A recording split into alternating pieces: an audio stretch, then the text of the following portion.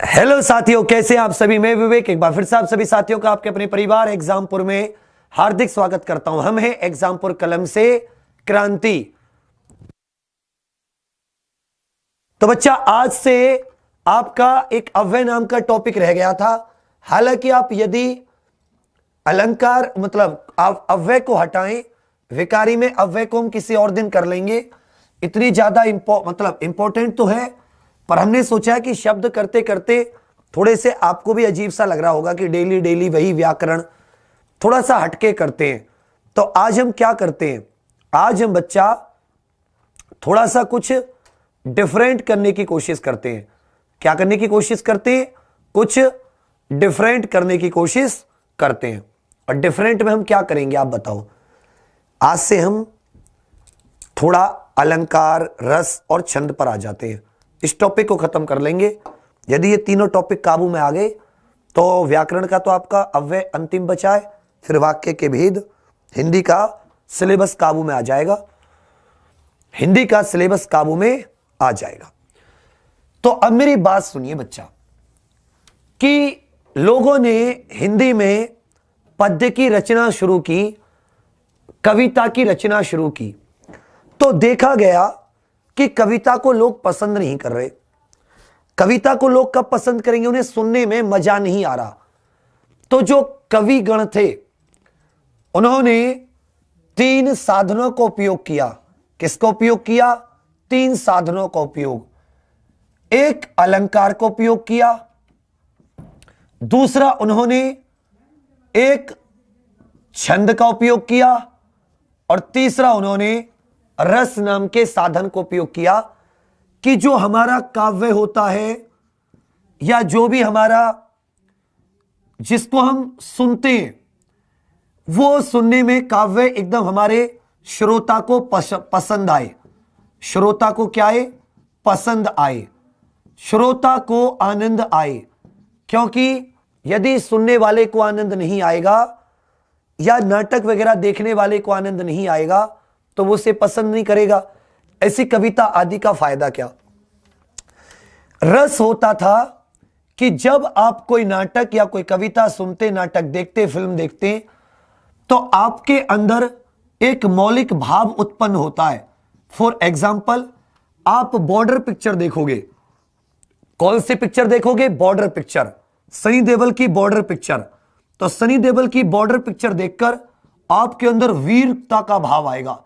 आपको भी ऐसा लगेगा कि यदि मैं बॉर्डर पे होता तो पाकिस्तान के टैंकों पे चढ़ के पाकिस्तानियों पे टैंक चढ़ा देता, उन्हीं के टैंक। आपके अंदर एकदम वो आत्मा जाग उठती। वो आप बिल्कुल ऐसे कहते, मथुरा दास भाग जा वरना मैं तुझे गोली मार दूंगा। लड़की होती तो आप कहते गोली मार दूंगी। आपके अंदर एक वीर उत्साह का भाव जागेगा। किसका भाव जागेगा? उत्साह का भाव जागेगा। इसी प्रकार यदि आप पिक्चर देखोगे हलचल, कौन सी पिक्चर देखोगे? हलचल। तो हलचल पिक्चर देखकर, जिसमें अक्षय खन्ना है, परेश रावल है, अमरीश पुरी है, उसमें बड़ी कॉमेडी है, आपको हंसी आएगी। या आप अंदाज अपना अपना देखोगे तो आपको हंसी आएगी। आपको क्या आएगी? हंसी आएगी। तो एक मौलिक भाव उत्पन्न होता है, उसे हम रस कह देते हैं। आप जानते हो कि जैसे चीजों के कुछ नियम होते हैं। क्या होते हैं? कुछ नियम होते हैं। आप जब काव्य को नियमों में बांध देते हो, किस में बांध देते हो? नियमों में। कि भाई यदि हमें एक लाइन में 16 मात्रा रखनी है, कितनी मात्रा रखनी है? 16 मात्रा। हमें 4 लाइनों का एक वो बनाना है और हर एक लाइन में हमें 16 मात्रा रखनी है। किसी ने कहा भाई हम तो 16 मात्रा नहीं रख रहे, हम पहली वाली में तो 11 मात्रा रखेंगे, दूसरी वाली में 13 मात्रा रखेंगे, फिर तीसरी वाली में 11, फिर चौथी वाली में 13 मात्रा। इसका मतलब आपने जो आप लाइंस लिख रहे हो उसको नियमों में बांध दिया, और इस नियमों को हमने क्या बोला? छंद बोला। अगर 16-16 मात्रा वाला नियम है तो चौपाई हो गया, और कोई अदर आपने लगाया है तो बहुत प्रकार के छंद हो गए, बहुत प्रकार के नियम हो गए। अब आ जाता है अलंकार। तो अलंकार का काम क्या होता है? अक्सर आपने देखा होगा कि फिल्मों में क्या होते हैं, सरप्राइज होते हैं। हम भी अक्सर सरप्राइज लेकर आते हैं। सरप्राइज का मतलब क्या होता है? एकदम कुछ ऐसा हो जाना जिसकी आपने कल्पना नहीं की हो, और कुछ ऐसा हो जाए कि जिसकी आपने कल्पना नहीं की हो, तो आप क्या कह सकते हो उसे? उसे चमत्कार कहते हो ना। कुछ ऐसा हो जाए जिसकी आपने कल्पना नहीं की हो, आपने नहीं सोचा हो, और वो हो जाए, तो उसे हम क्या कहते हैं? चमत्कार कहते हैं। तो काव्य में चमत्कार उत्पन्न करने के लिए कवियों ने अलंकार का प्रयोग करना शुरू किया। अलंकार का शाब्दिक अर्थ, यदि इसका अर्थ देखोगे तो इसका अर्थ होता है आभूषण। इसका अर्थ क्या होता है? आभूषण, या किसी चीज को भूषित करना, अर्थात उस चीज की शोभा बढ़ाना, उस चीज की शोभा बढ़ाना। अब जैसे कोई स्त्री है, कोई स्त्री है, अक्सर आपने देखी होगी, वो ऐसे मतलब एक मामूली तौर पर स्त्री है, स्त्री है मतलब वो एक लेडीज है, और आपने देखा होगा कि यदि उसी लेडीज की शादी हो रही हो, या वो अपनी किसी सहेली की शादी में जाए, तो अक्सर आपने देखा होगा कि जब वो ऐसा शादी में जाने से पहले या जब उसकी शादी होती है, तो वो महिला पार्लर जाती है। कहां जाती है? पार्लर जाती है। और पार्लर जाकर आपने देखा होगा कि जब वो पार्लर से आती है, तो एकदम जो उसके घर वाले होते हैं या जो तुम लोग भाव नहीं दे रहे होते उसे, एकदम तुम लोग पहचान में भी नहीं आती, एकदम चमत्कार सा हो जाता है। कभी सोचा है वो चमत्कार क्यों होता है? तुमने कल्पना भी नहीं की होती है, और वो एकदम स्त्री ऐसे दिखाई देती है आपको। तो बच्चा वो पार्लर जाती है, तो वो आर्टिफिशियल गहने वहने पहन के आती है, पैसा होता है तो ओरिजिनल गहने भी पहनती है, एकदम तैयार वैयार होके आती है। अर्थात वो जो आभूषण होते हैं वो चमत्कार उत्पन्न कर देते हैं, वो एकदम स्त्री की शोभा बढ़ा देते हैं। तो जिस तरह आभूषण जो होते हैं वो स्त्री की शोभा बढ़ाते हैं, उसी प्रकार से अलंकार काव्य में शोभा बढ़ाने का या चमत्कार उत्पन्न करने का काम करते हैं। अब भाई जैसे स्त्री की शोभा बढ़ाने के लिए वो यहां पे टीका पहनती है, गले में हार पहनती है, बहुत सारा सफेद सफेद पाउडर क्रीम प्रीम लगाती है, बेस, काजल, लाइनर, लिपस्टिक विपिस्टिक, और भाई साहब हाथों में चूड़ी कंगन पंगन पहनती है, वो सारा। तो मतलब अलग अलग तरीके के आभूषणों से उसकी शोभा बढ़ाई जाती है। और ऐसी स्त्री भाई साहब वो भी बिल्कुल एकदम एकदम चकाचौंध सी कर देती है, तो सरप्राइज सा कर देती है एकदम। अब भाई काव्य जो हम कुछ लिखते पढ़ते हैं, हमारे पास तो कंगन और टीका है नहीं, तो हम क्या करते हैं? जो कवि होता है वो दो तरीके से मुख्य रूप से चमत्कार उत्पन्न करता है। एक तो शब्दों के द्वारा। किसके द्वारा? शब्दों के द्वारा। तो जहां पर शब्दों के द्वारा चमत्कार उत्पन्न किया जाए उसे शब्दालंकार कहते हैं। क्या कहते हैं? शब्दालंकार। और कभी कभी जब उसके पास शब्द नहीं होते तो वो अर्थ में कुछ गड़बड़ करता है। किसमें गड़बड़ करता है बच्चा? अर्थ में। तो अर्थ से वो चमत्कार उत्पन्न करता है, और जहां पर अर्थ द्वारा चमत्कार उत्पन्न होता है तो हम ऐसे अलंकार को कहते हैं अर्थालंकार। और कहीं पर शब्द और अर्थ दोनों होते तो वहां पर हम उभय अलंकार कहते हैं। क्या कहते हैं? उभयालंकार। अर्थात उसमें शब्द भी होते हैं, उसमें अर्थ भी होते हैं। यहां तक आपको किसी को कोई दिक्कत हो तो फटाफट से बताइए। यहां तक आपको कुछ दिक्कत हो तो आप तुरंत बता दीजिए। यहां तक बच्चा आपको कोई दिक्कत हो तो आप मुझे बता दीजिए, तुरंत बताइए बच्चा। यस या नो करके कोई दिक्कत हो तो आप मुझे बता दीजिए। चलिए आगे बढ़े, आगे बढ़े भैया।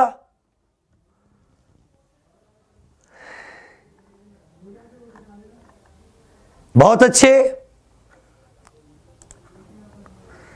चलिए भैया, कहीं पर आपको कोई दिक्कत नहीं है।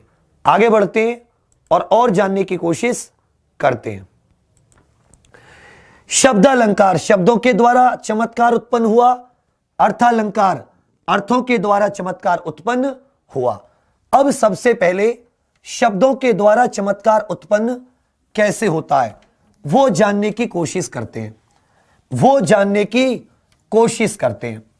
अब किसी कवि को एक चंदू नाम का लड़का था, उसकी चाची और उसके चाचा के बीच में कैसा संबंध था, वो संबंध के ऊपर एक कविता लिखनी थी।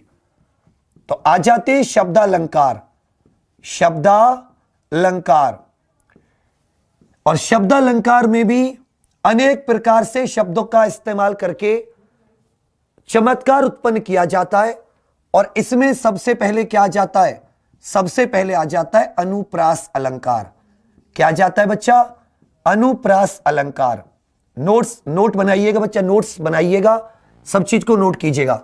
शब्दालंकार के भेद अर्थात शब्दों के प्रयोग द्वारा, शब्दों के विशिष्ट प्रयोग द्वारा चमत्कार, विशिष्ट प्रयोग द्वारा काव्य में चमत्कार उत्पन्न करना, चमत्कार उत्पन्न करना, चमत्कार उत्पन्न करना।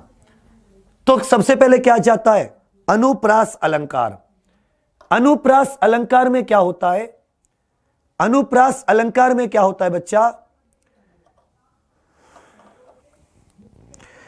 जहां पर वर्णों की आवृत्ति से, अनुप्रास अलंकार में क्या होता है कि जहां पर वर्णों की आवृत्ति से, आवृत्ति का मतलब क्या है, एक ही वर्ण के एक से अधिक बार आने पर या बार बार आने से क्या होता है, एक अलग प्रकार का आनंद सा आता है, एक अलग प्रकार का चमत्कार सा उत्पन्न होता है।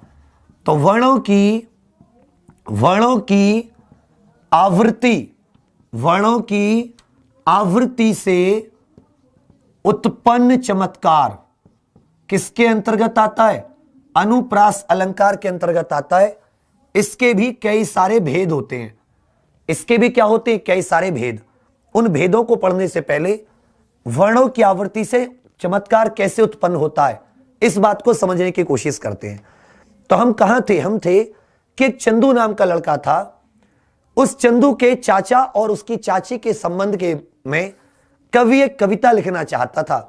तो कवि ऐसे भी कविता लिख सकता था कि जो चंदू के चाचा और चाची आपस में बहुत प्रेम करते हैं, चाची जी को बहुत ही घूमने का शौक था। चाची ने चाचा से कहा कि भाई मुझे तो जो चांदनी चौक वाली वहां पर एक चटनी मिलती है, मैं वहां जाऊंगी और तुम मुझे वहां चांदी की चम्मच लोगे और उससे मैं चटनी खाऊंगी। इस तरीके से भी लिख सकता था। परंतु जब मैं इन शब्दों को आपसे बोला, आपने इग्नोर कर दिया, आपने मेरी बात पर ध्यान नहीं दिया, आपने कवि की बात को इग्नोर कर दिया। क्या कवि ऐसा चाहेगा? कवि ऐसा नहीं चाहेगा। कवि ने कहा अच्छा तो हम अनुप्रास अलंकार का उपयोग करते हैं। और कवि ने क्या कहा, कवि ने कहा कि चंदू के चाचा ने चंदू की चाची को, पहले मैंने वही अर्थ आपको बताया, आपने ध्यान नहीं दिया, इग्नोर कर दिया है, क्योंकि आपको कोई चमत्कार लगा ही नहीं। चमत्कार का मतलब है बात तो सुनते ही एकदम चौंक जाना। चंदू के चाचा ने चंदू की चाची को, अब देखो मैंने इसको कैसे बोला, चंदू के चाचा ने चंदू की चाची को चांदनी चौक में, चांदनी चौक पे चांदनी रात में, चांदनी रात में चांदी की चमची से चटनी चटाई। जैसे मैंने आपसे ये सारे मैंने इनका इस्तेमाल किया, तुरंत आप चौंक गए। चंदू के चाचा ने चंदू की चाची को चांदी की चांदनी रात में चांदनी चौक पर चांदी की चमची से चटनी चटाई। तुरंत आपके दिमाग में एक चमत्कार सा उत्पन्न हुआ। बच्चा ये सब हिंदी एक वैज्ञानिक भाषा है, मैं पहले बता चुका हूं। हर एक चीज का इस्तेमाल बहुत सोच समझ कर हुआ है। आपके सुनने की, आपको सुनकर कौन सी चीज अच्छी लगती है? जब मैंने वो सिंपल भाषा में बोला आपको उसमें कोई मजा नहीं आया, और जब मैंने इसे तुक बना के बोला, चंदू के चाचा ने चंदू की चाची को चांदनी रात में चांदनी चौक पर चांदी की चमची से चटनी चटाई, तुरंत आपको एक अजीब सा लगा ना, तुरंत आपको एक सरप्राइज लगा, आप चौंक गए, चमत्कार उत्पन्न हुआ। और ये चमत्कार किसके कारण है? ये जो छ है, इस वर्ण की बार बार आवृत्ति हो रही है, इस वर्ण की बार बार आवृत्ति हो रही है। और यहीं पर जहां वर्णों की बार बार आवृत्ति होती है, उनके द्वारा जो चमत्कार उत्पन्न होता है या सुनने वाला व्यक्ति चौंक जाता है, उसी को अनुप्रास अलंकार कहते हैं। असल में आपने जो हिंदी अभी तक पढ़ी है ना, वो हिंदी पढ़ी नहीं है। दो तरीके के टीचर होते हैं मार्केट में।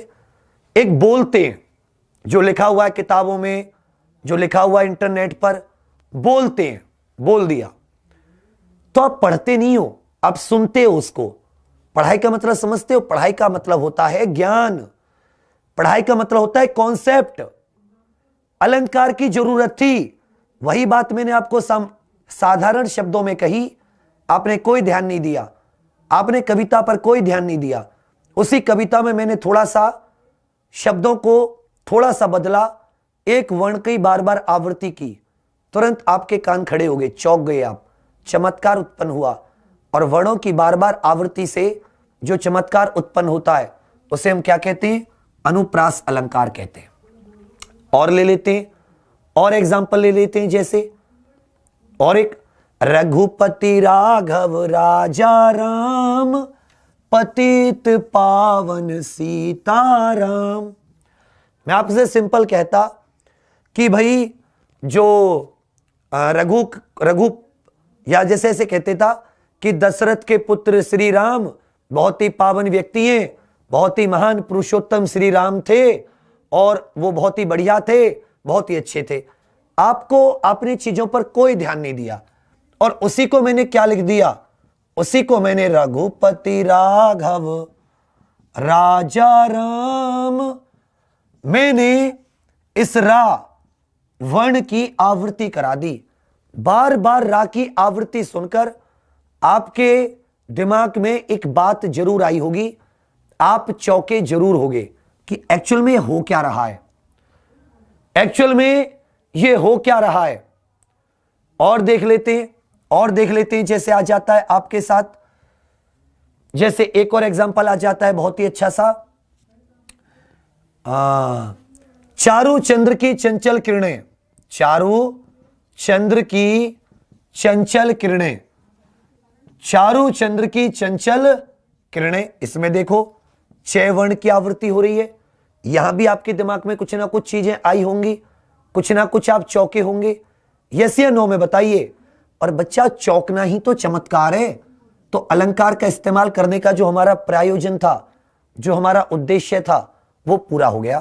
तो वर्णों की आवृत्ति से जहां चमत्कार उत्पन्न हो उसे हम क्या कहते हैं बच्चा? उसे हम लोग चमत्कार उत्पन्न हो, कविता का सुंदरता बढ़ जाए, सौंदर्य बढ़ जाए उसका। अब इसके भी 5 भेद होते हैं। जो अनुप्रास अलंकार होता है बच्चा, इसमें भी 5 भेद होते हैं। अब वो 5 भेद होते कैसे हैं, उनको भी हम लोग एक बार देख लेते हैं। यूपीएसआई हो, यूपी ट्रिपल एससी हो, यूपीपीसीएस हो, आपको बहुत ज्यादा हेल्प करेगा ये। तो सबसे पहला आ जाता है इसका अनुप्रास अलंकार का पहला भेद, छेकानुप्रास अलंकार। छेकानुप्रास अलंकार,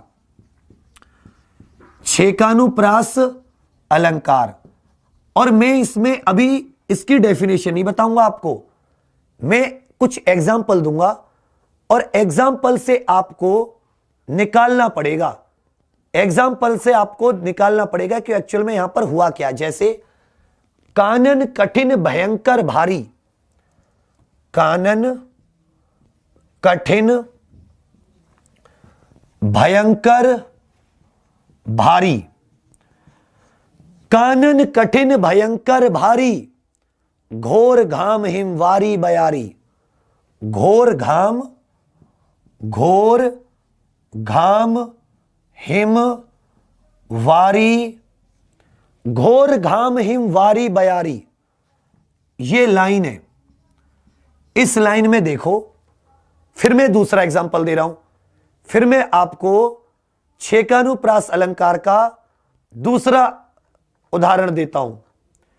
पहले आप इसको बताइए बच्चा, पहले आप इसको बताइए फटाफट से, फिर मैं आपको दूसरा इसका उदाहरण दे रहा हूं। पहले आप इसको बताइए। बहुत सही, शाबाश।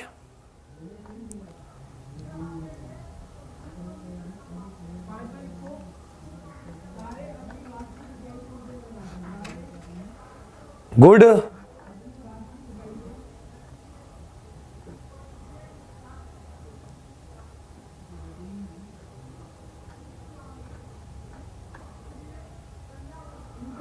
और देख लेता हूं।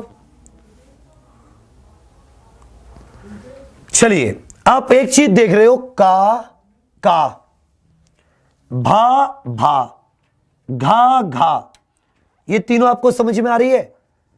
का कितनी बार आया है? एक बार आवृत्ति हुई है। एक बार आवृत्ति का मतलब है कि एक बार वो रिपीट हुआ है। भा कितनी बार रिपीट हुआ है? एक बार रिपीट हुआ है। इसी तरह घा कितनी बार रिपीट हुआ है? तो आप कहोगे भैया वो भी एक बार रिपीट हुआ है, आवृत्ति हुई है। का एक से ज्यादा बार कहीं पर हुआ है? नहीं। भा एक से ज्यादा बार हुआ है? नहीं। घा एक से ज्यादा बार हुआ है? बिल्कुल नहीं हुआ। और कितने वर्ण हुए? 1, 2 और 3। 3 वर्ण सिर्फ एक बार रिपीट हुए, सिर्फ एक बार। 3 वर्ण सिर्फ एक बार रिपीट। तो याद रखिएगा, एक या एक से अधिक वर्णों की, एक या एक से अधिक वर्णों की, एक या एक से अधिक वर्णों की एक बार आवृत्ति, एक बार आवृत्ति, एक या एक से अधिक वर्णों की एक बार आवृत्ति। हो सकता है कि ये दोनों ना होते, सिर्फ इन तीनों में से कोई एक, या यहां पर 3 है तो एक से ज्यादा भी हो सकती है, 2 भी हो सकते हैं, 3 भी हो सकते हैं, 10 भी हो सकते हैं। वर्ण मतलब अलग अलग वर्ण, का, भा, घा। परंतु वो जो वर्ण होंगे वो सिर्फ एक बार रिपीट हुए होंगे। उन्होंने खुद को सिर्फ एक बार दोहराया होगा। का ने खुद को सिर्फ एक बार दोहराया है, एक बार आवृत्ति। भा ने भी खुद को एक बार दोहराया है। घा ने भी खुद को एक बार दोहराया है। घा ने भी खुद को एक बार दोहराया है। इसके अलावा तो नहीं दोहराया। तो जहां पर, याद रखिएगा बच्चा, कि जहां पर इस तरीके का होता है वहां पर हमेशा क्या होता है? वहां पर हमेशा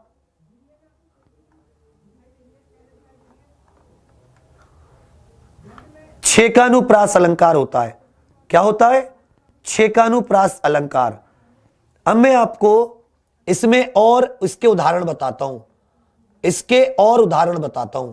देखना, छेकानुप्रास के जहां पर एक से एक या एक से अधिक वर्ण मात्र एक बार ही रिपीट हुआ होगा, और आपको यही छांटना होगा कि ये छेकानुप्रास का उदाहरण है या किसका। देखो मैं लिख रहा हूं बच्चा, एक बगरे बीथिन में भ्रमर, बगरे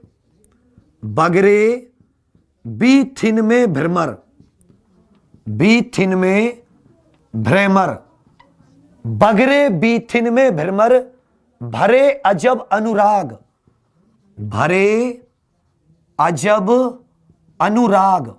आज आप बहुत कुछ सीखोगे ज्ञान के तौर पर। बगरे बीथिन में भ्रमर, भरे अजब अनुराग, कुसुमित कुंजन में भ्रमर, कुसुमित कुंजन में भ्रमर, भ्रमर माने भौरा, कुसुमित कुंजन में भ्रमर, भरे अजब अनुराग, भरे अजब अनुराग। अब देखो बच्चा, अब देखो यहां पर बा कितनी बार आवृत्ति हुई है? एक बार। खुद को कितनी बार रिपीट किया है? मात्र एक बार दोहराया गया है, खुद को एक बार रिपीट। भा कितनी बार रिपीट किया गया है? आप कहोगे भैया एक बार आवृत्ति हुई है। आ कितनी बार? आप कहोगे भैया इसकी भी एक ही बार हुई है। का कितनी बार? इसमें भी क्या कहोगे? एक बार। यहां पर तो वो सेम ही लाइन को दोबारा दोहरा दिया गया है, तो मैं तो सिर्फ इसकी बात कर रहा हूं। तो एक या एक से अधिक वर्ण, लेकिन मात्र कितनी बार रिपीट हो रहे हैं? मात्र एक बार रिपीट हो रहे हैं, मात्र एक बार रिपीट हो रहे हैं। आप देख पा रहे हो, मात्र एक बार रिपीट हो रहे हैं, मात्र एक बार रिपीट हो रहे हैं। देखा ना, ये भी किसका एग्जाम्पल हो गया? ये भी छेकानुप्रास अलंकार का उदाहरण हो गया। एक और उदाहरण लिख लो, रीझी रीझी रहसी रहसी। रीझी, और जो मैं आपको समझाना चाह रहा हूं वो समझना बस।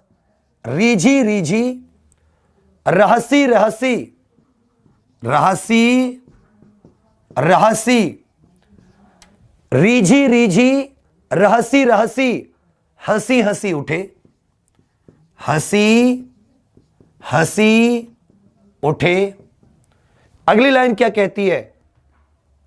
सांसें भरी आंसू भरी, कहत दई दई। इसी में ढूंढ लो। री री, झी झी, एक एक बार रिपीट हुआ है, अलग अलग वर्ण। रहसी रहसी, एक एक बार रिपीट हुआ है। हंसी हंसी, एक एक बार रिपीट हुआ है।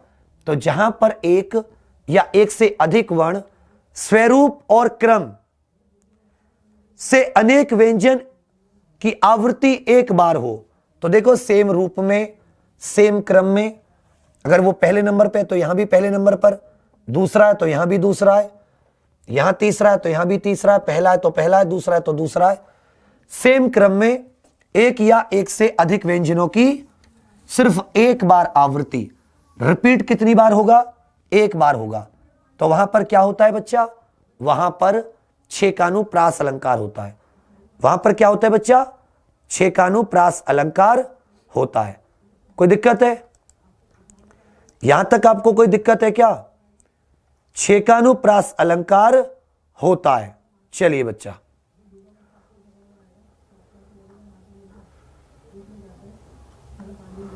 आगे बढ़े। छेकानुप्रास से जो सेकंड आता है, छेकानुप्रास से जो सेकंड आता है उसका नाम होता है बच्चा वृत्यानुप्रास अलंकार। वृत्यानुप्रास अलंकार। सेकंड वाले को देख लेते हैं। वृत्यानुप्रास अलंकार, अनुप्रास का जो सेकंड वाला होता है, वृत्यानुप्रास अलंकार। और इसमें भी आपको कोई ज्यादा टेंशन लेने की जरूरत नहीं है। आप एग्जाम्पल से ही अपने आप इसकी परिभाषा बता दोगे। एग्जाम्पल इसका आ जाता है, चारु चंद्र की चंचल किरणें खेल रही थी जलथल नभ में। चारु चंद्र की चंचल किरणें खेल रही थी जल थल में। जल थल में चारु चंद्र की चंचल किरणें खेल रही थी जल थल में। यहां पर देख लीजिए बच्चा, चा चा चा चा, एक से अधिक बार। यहां पे चा कितनी बार आया है? एक बार, दो बार, तीन बार, या दो बार तो आया ही आया है। दो बार तो आवृत्ति सीधी सीधी हुई है, यहां पर भी और यहां पर भी। और ये हम पहले जान चुके हैं कि एक बार आवृत्ति होती है, सिर्फ एक बार, तो क्या होता है वो छेकानुप्रास। लेकिन यहां पे तो दो बार हुई है। फिर हमने देखा ला ला ला, ला की भी कितनी बार हुई है? ला की आवृत्ति भी कम से कम 2 बार तो हुई है। एक से ज्यादा बार है ना, तो अपने आप डेफिनेशन आ जाती है। एक या एक से अधिक वर्णों की, एक या एक से अधिक वर्णों की अनेक बार आवृत्ति। यहां पर एक की जगह हमने परिभाषा क्या बदल दी? अनेक बार आवृत्ति। एक या एक से अधिक वर्णों की अनेक बार आवृत्ति। वृत्यानुप्रास अलंकार में क्या हो गया? एक या एक से अधिक वर्णों की अनेक बार आवृत्ति। जैसे यहां पर 2 बार है। चारू, जैसे वो था, चंदू के चाचा ने चंदू की चाची को चांदनी चौक पे चांदी की चमची से, तो वहां पर आपको दिख रहा है कि चे जो है वो कम से कम 10 बार आया होगा। तो हो सकता है एक वर्ण बार बार रिपीट हो या एक से अधिक, लेकिन वो बार बार आएंगे, अनेक बार आएंगे, ना कि सिर्फ एक बार। तो अनेक बार आएंगे तो क्या हो जाएगा बच्चा?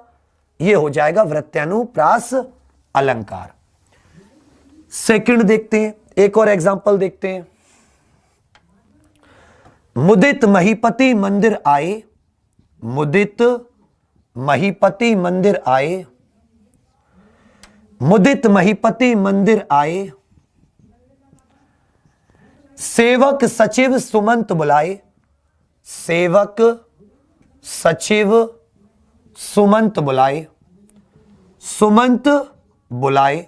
अब इसमें देखो बच्चा, मुदित महीपति मंदिर आए, तो ये जो मैं वर्ण है ये कितनी बार आया है? 2 बार आया है। इधर देखोगे ये जो सा वर्ण है वो कितनी बार आया बच्चा? ये भी 2 बार आया है। एक से अधिक वर्ण, एक या एक से अधिक वर्ण, ये वाली लाइन क्लियर हो रही है। अनेक बार, एक बार तो नहीं आ रही ना, एक से ज्यादा बार को क्या कहते हैं? अनेक बार। जब इनकी अनेक बार आवृत्ति होती है तो जाहिर सी बात है वो कौन सा हो गया बच्चा? वो हो गया हमारा वृत्यानुप्रास अलंकार। क्या हो गया? वृत्यानुप्रास अलंकार। वृत्यानुप्रास अलंकार। कोई दिक्कत छेकानुप्रास और वृत्यानुप्रास में अंतर करने में? वहां पर सिर्फ एक बार आता है और यहां पर एक से ज्यादा बार। सेम वर्ण एक से ज्यादा बार दोहराया जाता है, जबकि वहां पर सिर्फ एक बार दोहराया गया था, एक बार दोहराया गया था। क्लियर है? तीसरा आ जाता है लाटानुप्रास अलंकार। तीसरा आ जाता है लाटानुप्रास अलंकार। तीसरा आ जाता है लाटानुप्रास अलंकार। अभी भी क्लियर ना हो तो मुझसे पूछ सकते हो आप लोग, है तो यस कह के बताओ फटाफट, और शेयर जरूर कर दिया करो। लाटानुप्रास अलंकार, लाटानुप्रास अलंकार। छेकानु हो गया, वृत्यानुप्रास अलंकार हो गया। अब आ जाता है लाटानुप्रास अलंकार। जब एक शब्द या वाक्य खंड की आवृत्ति उसी अर्थ में हो, वहां लाटानुप्रास अलंकार होता है। वहां कौन सा अलंकार होता है बच्चा? वहां पर लाटानुप्रास अलंकार होता है। कौन सा अलंकार होता है? लाटानुप्रास अलंकार होता है। समझ रहे मेरी बात?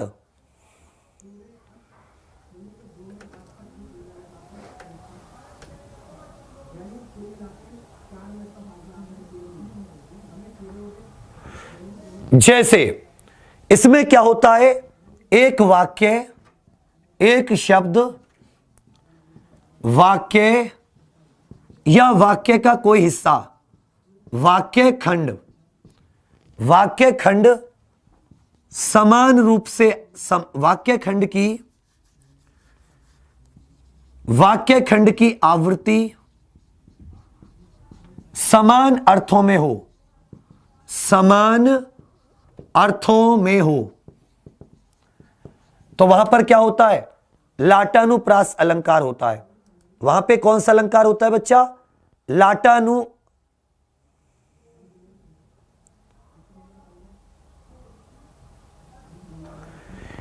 लेकिन यदि आप दोनों का तात्पर्य अलग निकालो, आप दोनों का तात्पर्य अलग निकालो, तो क्या हो जाता है बच्चा? तो यहां पर थोड़ी सी अंतर आ जाता है, तो यहां पर थोड़ा सा अंतर आ जाता है। एक सेकंड और रुकना, इसे प्रत्यानुप्रास अलंकार हो गया। देखिए बच्चा, अर्थ तो हमें देखने में एक जैसा लगेगा, लेकिन जब आप उसका तात्पर्य निकालोगे, जब आप उसका अर्थ निकालोगे मन में तात्पर्य, तब कुछ ना कुछ अर्थ अलग आएगा। जैसे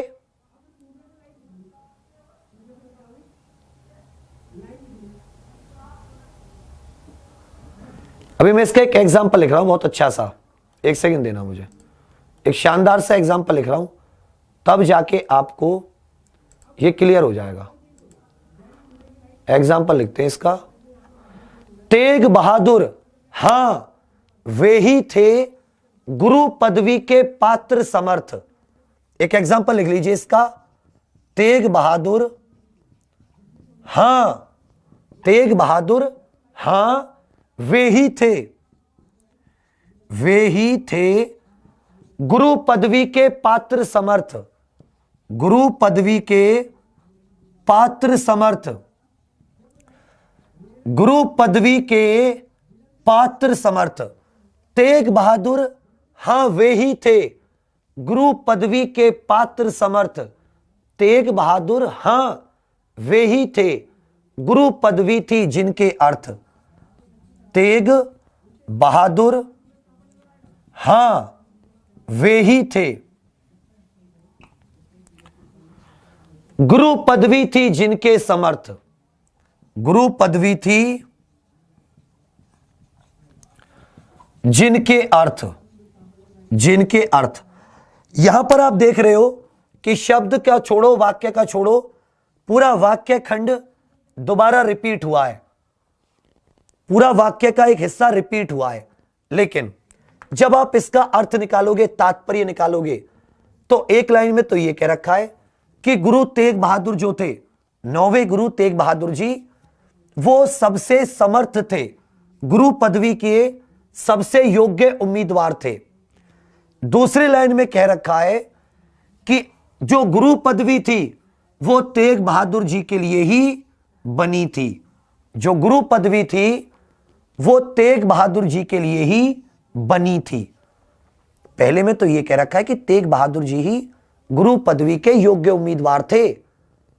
दूसरी लाइन में कह रखा है कि एक्चुअल में जो गुरु की पदवी थी वो तेग बहादुर जी के लिए ही बनी थी।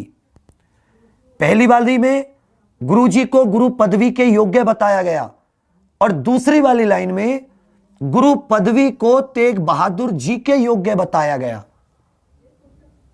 कि गुरु पदवी जो थी वो तेग बहादुर जी के ही योग्य थी, तेग बहादुर जी के योग्य थी। चलिए इसमें एक और आ जाता है, जैसे इसमें एक और एग्जांपल आ जाता है, लड़का तो लड़का ही है। समझना, इसमें लड़का तो लड़का ही है, लड़के का दोनों का अर्थ सेम है, लड़का तो लड़का ही है। अब यहां पे लड़के का कोई और मीनिंग तो आपके लिए नहीं निकाला गया, सिंपल कहा गया है लड़का तो लड़का ही है। यहां भी लड़के का मीनिंग लड़का है, यहां भी लड़के का मीनिंग लड़का है। अब इसको थोड़ा सा तात्पर्य निकालने की कोशिश करो कि इस शब्द को रिपीट क्यों किया गया। लड़का तो लड़का ही है, यहां पर लड़का का मतलब और यहां पर लड़के का मतलब कुछ होनहार से है कि भाई लड़के तो लड़के ही होते हैं, अर्थात उनके अंदर जो गुण होते हैं, यहां पर गुणों की चर्चा की गई है। तात्पर्य थोड़ा सा अलग है, अर्थ थोड़ा सा अलग है। लड़का तो लड़का ही है, यहां पर लड़के की होनहारशीलता की बात हुई है, होनहारशीलता की बात हुई है कि लड़का तो लड़का ही है। इसी तरह इसका एक और एग्जांपल हो जाता है, राम भजन जो करत नहीं भव बंधन भय ताही। राम भजन जो करत नहीं भव बंधन भय ताही। कहने का मतलब है कि एक लाइन में कहा गया है कि जो राम के भजन करते हैं, जो राम के भजन नहीं करते, उन्हें मोह माया बंधन ये सब जंजाल उनका पीछा नहीं छोड़ते। और दूसरी लाइन में रिपीट करके तात्पर्य बताया गया है, अर्थ बताया गया है कि राम भजन करने से कोई भी भय, कोई भी बंधन, मोह माया पास नहीं आती। तो लाटन अनुप्रास में क्या होता है, शब्द की आवृत्ति होती है, या वाक्य की आवृत्ति होती है, या वाक्य खंड की आवृत्ति होती है। देखने में भी उनका अर्थ एक जैसा होता है, लेकिन जब तात्पर्य निकालते हैं, उससे मतलब निकालते हैं, अर्थ एक है लेकिन मतलब अलग होता है। चौथा आ जाता है बच्चा अंत्यानुप्रास अलंकार। अंत्यानुप्रास अलंकार, खे खे गे घे। जो अनुप्रास अलंकार का चौथा भेद आता है वो होता है अंत्यानुप्रास अलंकार। अंत्यानुप्रास अलंकार में क्या होता है बच्चा, इसमें अंत में तुक मिलती है। अंत में क्या मिलती है, तुक। अंत में तुक मिलती है। अंत में क्या मिलती है, तुक। जैसे लगा दी किसने आकर आग, लगा दी किसने आकर आग, लगा दी किसने आकर आग, कहां था तू संशय के नाग, कहां था तू संशय के नाग। लगा दी तूने आकर आग, कहां था तू संशय के नाग। आग नाग, लास्ट में क्या है, दोनों की तुक समान है। लास्ट में क्या है बच्चा, दोनों की तुक एक जैसी है ना, है या नहीं है। इसी तरह और ले लीजिए, और एग्जांपल ले लेते हैं।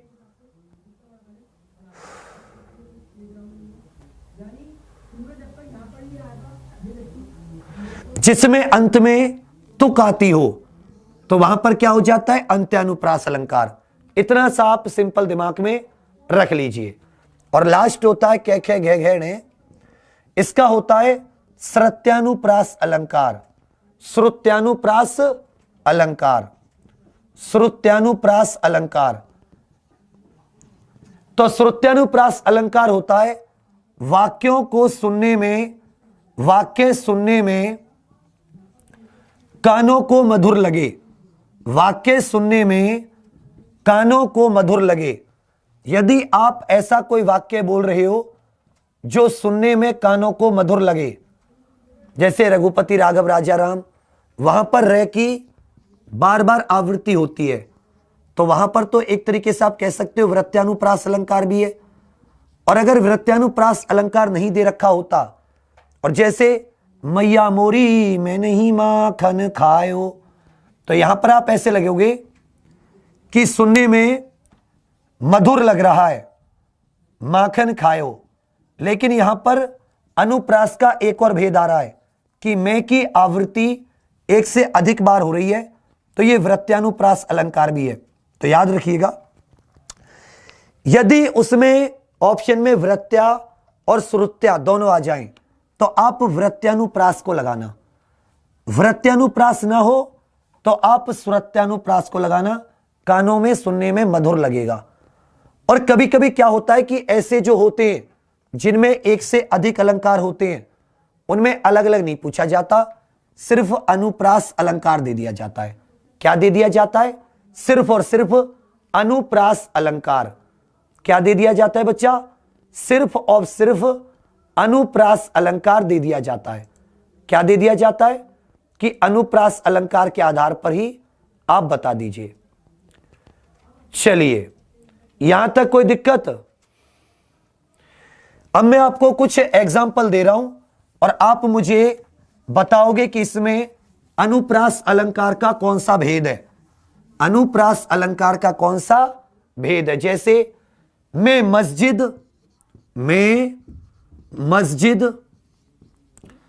काबे कैलाश, मैं मस्जिद काबे कैलाश, मैं मस्जिद काबे कैलाश, कौने क्रिया कर्म, कौने क्रिया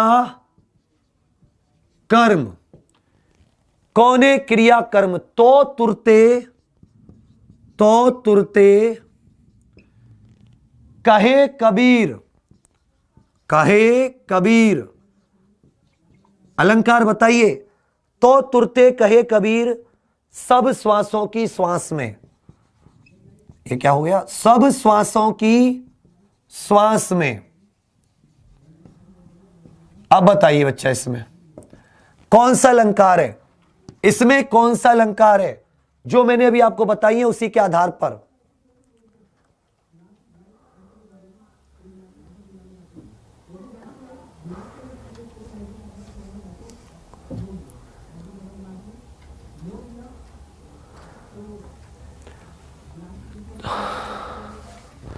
हमारे हरि, नहीं सुनिए इसको। तरनी तनुजा टट तमाल। तरनी तनुजा टट तमाल, तरुवर बहु छाए। तरुवर बहु छाए। इसमें बताइए और सच सच बताइए कि मैंने आपको अनुप्रास अलंकार समझाने की कोशिश की है। क्या आपको बच्चे समझ में भी आया है? क्या ये आपको समझ में भी आया है? मैंने आपको ये समझाने की कोशिश की है, क्या ये आपकी समझ में आया है?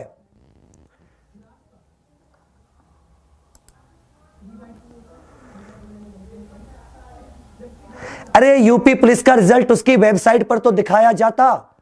कुछ है वेबसाइट पर? जबरदस्ती कुछ भी कहे जा रहे हो। 1 घंटा हो गया। अरे जब रिजल्ट आ जाएगा तो हम बताएंगे आपको कि तुम्हारा रिजल्ट पहले आ जाएगा। गुस्सा दिला देते हो। जो चीज समझा रहा हूं वो तो समझ नहीं रहे। मिलेंगे नहीं ऐसे अलंकार। बिल्कुल क्लियर, एक एक चीज क्रिस्टल क्लियर। साफ दिख रहा है कि यहां पर में एक ही बार आवृत्ति हो रही है। एक ही बार, यदि मोटे तौर पर देखोगे तो सेम स्वरूप में एक ही बार आवृत्ति हो रही है। एक ही बार आवृत्ति। जब किसी चीज की एक से अधिक वर्णों की एक बार आवृत्ति होती हो तो छेकानुप्रास अलंकार है। यहां पर एक वर्ण की एक से अधिक अर्थात अनेक बार आवृत्ति हो रही है, और जहां पर अनेक बार आवृत्ति होती है वहां पर वृत्त्यानुप्रास अलंकार है। वहां पर वृत्त्यानुप्रास अलंकार है। अब अनुप्रास अलंकार का कोई क्वेश्चन गलत नहीं होना चाहिए। या तो साफ तौर पर आपको अलंकार दिखाई दे जाएगा, और यदि ऐसा कोई भी अलंकार का उदाहरण आता है कि जिसमें एक से अधिक अलंकार आपको लग रहे हैं, तो वो आपको ऑप्शन में उसका मूल, जैसे वो दिख रहे हैं कि अनुप्रास के कई सारे भेद हैं, तो वो सिर्फ आपसे अनुप्रास अलंकार पूछेगा। सिर्फ आपसे अनुप्रास अलंकार पूछेगा। कल हम लोग यमक और श्लेष इन अलंकारों को करेंगे। हर एक शिफ्ट में 4 क्वेश्चन अलंकारों के थे, हर एक शिफ्ट में। और हर एक एग्जाम के लिए अलंकार बहुत ज्यादा इंपॉर्टेंट होते हैं। पता नहीं आप लोग पढ़ते क्यों नहीं हो, कहां रहते हो? सभी लोग लाइक कर देना, शेयर कर देना, और जिसने अभी एग्जाम्पल को सब्सक्राइब नहीं किया लाल बटन दबाकर अभी सब्सक्राइब कर लीजिए। और यदि आप एसएससी जेईई एयरफोर्स XY या आपके घर में कोई यूपीएसआई टेट लक्ष्य एसएससी 2019-20 की सीपीओ सीजीएल या सीडीएस यूपीपीसीएल एसएससी जेईई आदि की क्लासेस करना चाहते सीरियसली, तो ऐप पर क्लासेस चल रही हैं, एक बार विजिट जरूर करें। स्वागत है आपका। और कमेंट्स करके ऑफलाइन जरूर बताना ज्यादा से ज्यादा क्लास कैसी लगी। उदाहरणों को, एक एक चीज को, जो मुंह से शब्द निकल रहा है अपनी कॉपी में नोट कर लो। यही तुम्हारे पेपर में आएंगे। हिंदी का आप सब जानते हो 2 साल से 90-95% क्वेश्चन क्लासों से आते हैं, कहीं बाहर से नहीं आते। ठीक है भैया, चलिए फिर विजिट जरूर कीजिएगा ऐप को। तब तक के लिए thank you, all the best. जय हिंद, जय भारत, जय एग्जामपुर, कर विजय एग्जामपुर।